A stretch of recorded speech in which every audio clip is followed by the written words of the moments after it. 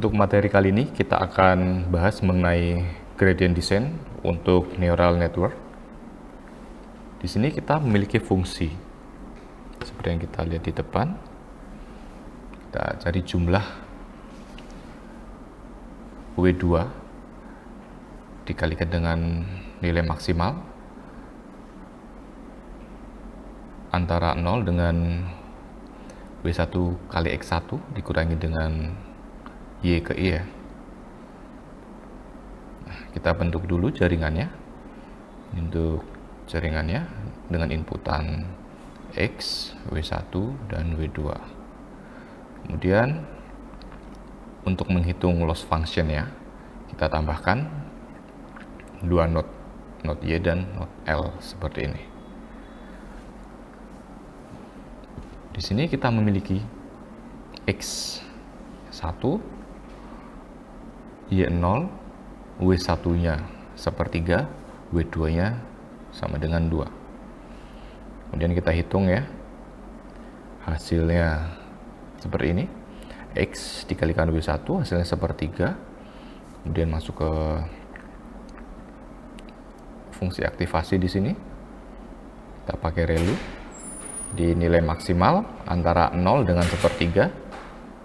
Kita ambil yang sepertiga ya, karena sepertiga lebih besar daripada 0. Kemudian outputnya adalah hasil aktivasi, yaitu yang sepertiga dikalikan 2, hasilnya adalah 2/3. Sedangkan untuk nilai aktualnya Y ini adalah 0. Maka di sini kita hitung errornya adalah Y hasil output dikalikan Y nilai aktual, kita kuadratkan. Jadi 2/3 kuadratkan ya, hasilnya adalah 4/9. Kemudian kita lakukan perambatan balik untuk menghitung nilai turunan untuk bobot 2 ya, untuk mengupdate bobot 2-nya untuk W2-nya.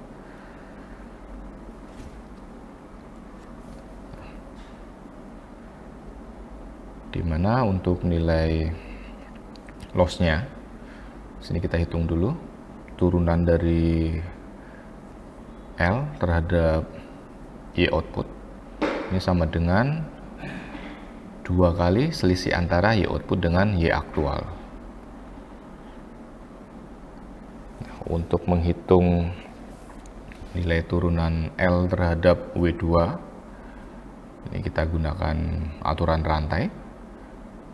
Turunan L terhadap Y output dikalikan dengan turunan Y output terhadap W2.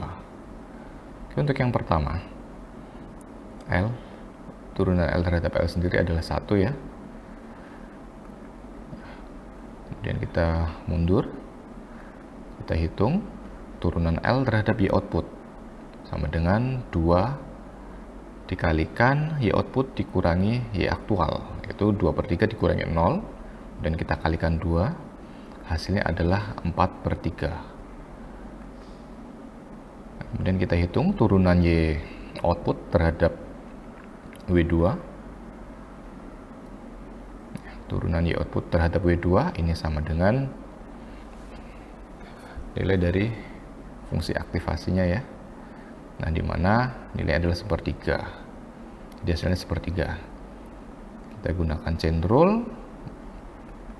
Hasil turunan L terhadap W2 adalah 4/9.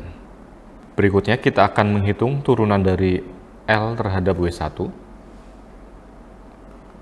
Kita sudah memiliki turunan L terhadap output Y 4/3 ya, jadi kita langsung menghitung turunan output Y terhadap ReLU.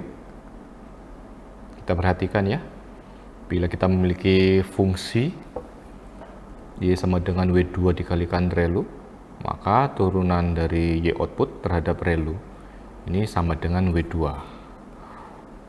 Untuk W2 nilainya adalah 2, maka turunan Y terhadap ReLU adalah 2. Kemudian kita kalikan dengan hasil sebelumnya, yaitu 4/3.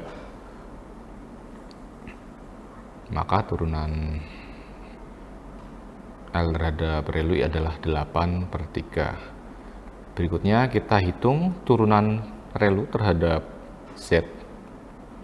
Nah, kita perhatikan ya, turunan relu terhadap Z akan bernilai 1 jika X lebih besar dari 0.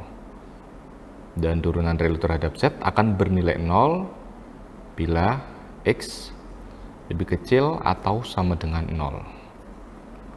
Kita lihat untuk X-nya, yaitu Z ya, adalah 1/3. Jadi dia lebih besar dari 0, jadi turunannya adalah 1. Chain rule, kita kalikan dengan sebelumnya, jadi 8/3 ya. Berikutnya kita hitung turunan Z terhadap W1. Turunan Z terhadap W1 sama dengan X.